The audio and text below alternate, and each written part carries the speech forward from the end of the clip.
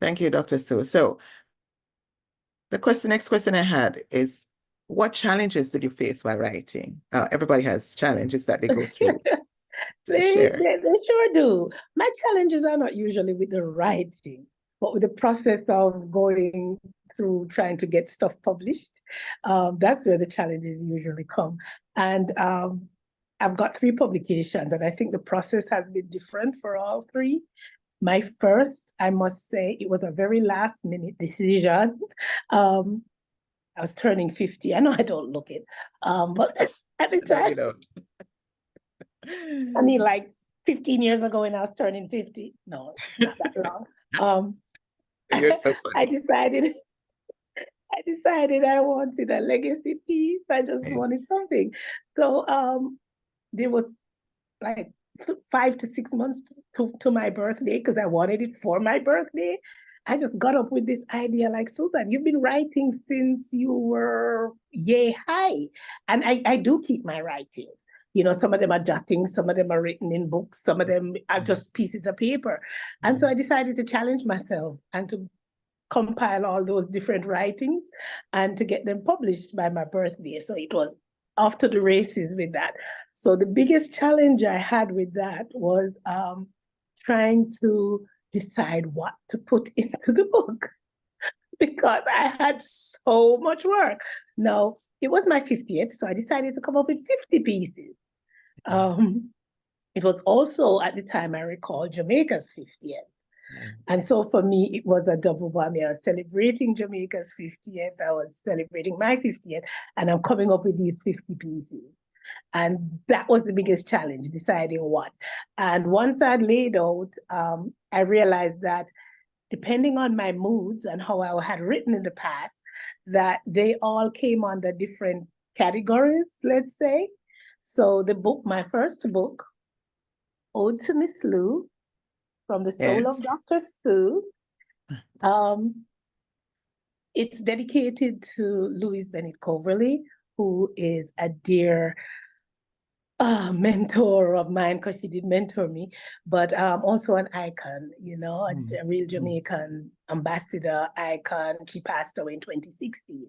And so the book was dedicated to her. So the book is in 3 parts. The first part I call my performance pieces, because I performed in a style that Miss Louise Bennett used to perform, which is in the Jamaican dialect and in a very rhythmic way. So one part of the book is called Ode to Miss Lou, and those are the performance pieces. Then there's another one which is called My Soul, and it's more introspective pieces, but poems like, you know, people would write, either it be about love or about family or about money.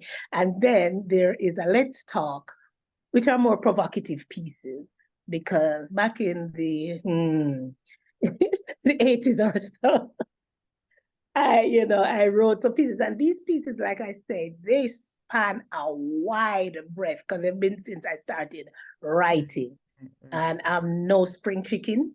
So yes, they're pieces, and I deliberately for this book kept the years of the pieces that were written, because they span such a wide breadth.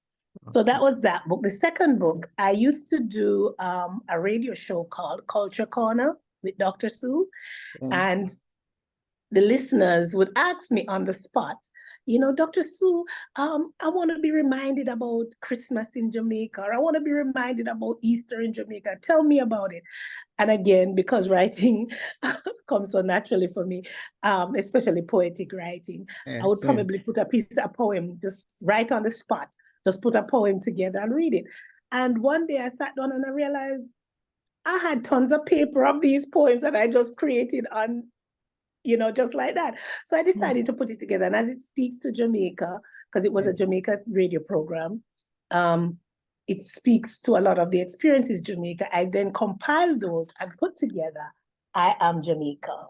So this is I Am Jamaica. So the pieces in here, this book I think is dedicated to, I call it second and third generation Jamaican, so that they can get a feel of how it used to be when we were growing up and what it was about.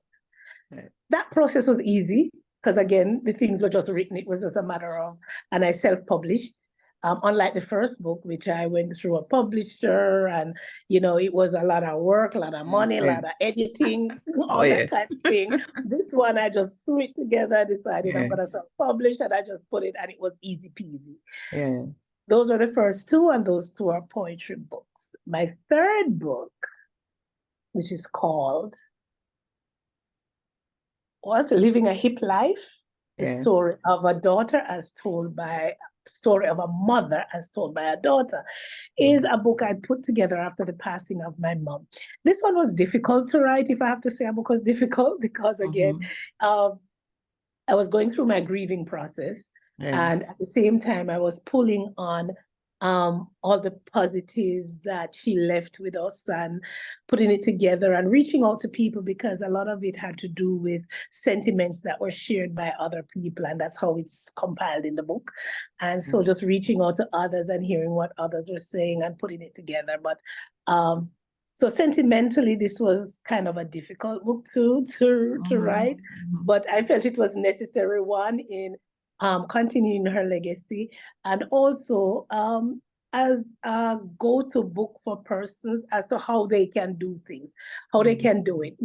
Living a faith-filled life, Yes. which is what she did, and just how humble she was in doing it, and Mm-hmm. what some of the outcomes could be. And then I left them also she was very proactive and descriptive in how she prepared for her end life.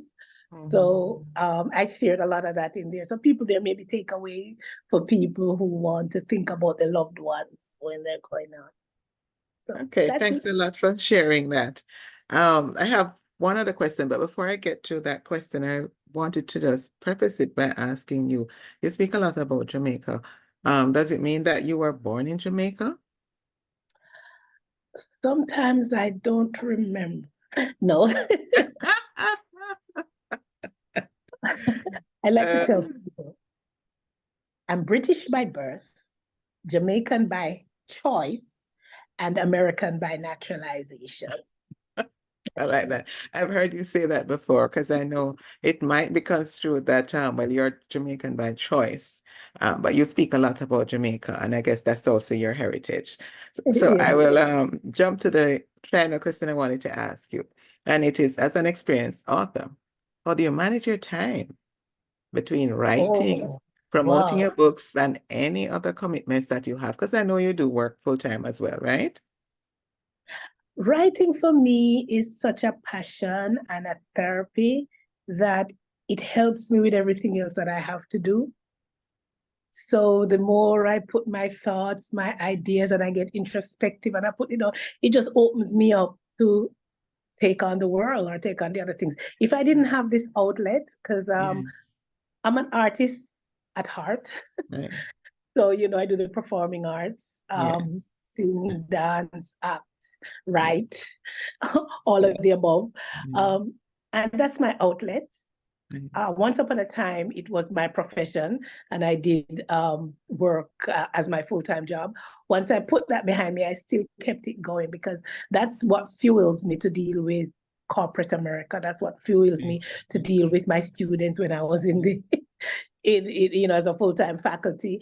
yeah. So I married it to my business and my artistic prowess. Ah, love that. Love that. Love that. Absolutely love that. Is there anything else that you would like to add now as we close? What would I add? I would tell people, if you have the desire to write, just write. There's no Yeah. right or wrong way. There is no, everybody has their different Mhm. process.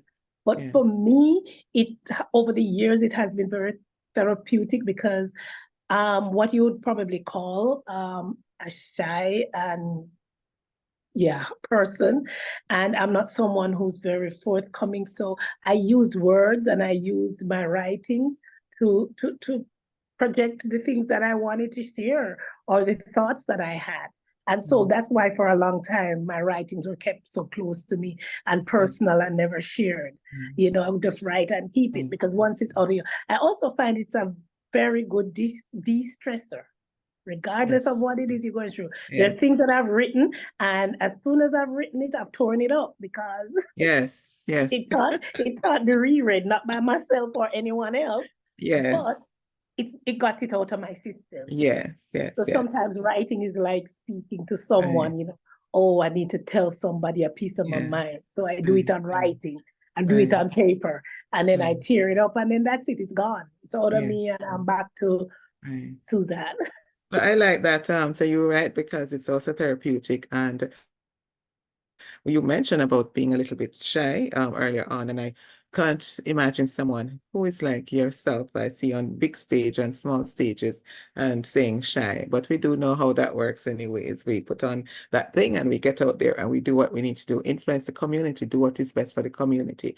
And that's what I see you have been doing very well. And I thank you a lot for sharing about the therapeutic aspect of writing, because indeed, as a writer myself, it also works that way for me. Some of the best writings come out when you're just writing to get the stuff outside of your head. So Yes, as we wrap up, yes. Dr. Sue, where can they find your books if anybody's interested in finding them? They could go to my website, which is Dr. Sue and You. That's DrSueand and the letter U.com. Dr. Sue and You, and they could get any of the copies there. Two of the copies are available on Amazon, and that's Living a Hip Life and I Am Jamaica. The other one is sold strictly through my website, DrSueandu.com. Love that. And I know that one of them is in audio form. So whatever form they Oh, want, they can yeah. also get it. Dr. Sue, we just want to thank you so much for sharing your background and experience in writing. And I'm hoping that this, what you've shared, is such valuable information that aspiring authors will be able to capture it and learn from it. Thank you so much, Dr. Sue. Really Thank appreciate you for considering this. Good. it. You're welcome. Thank you.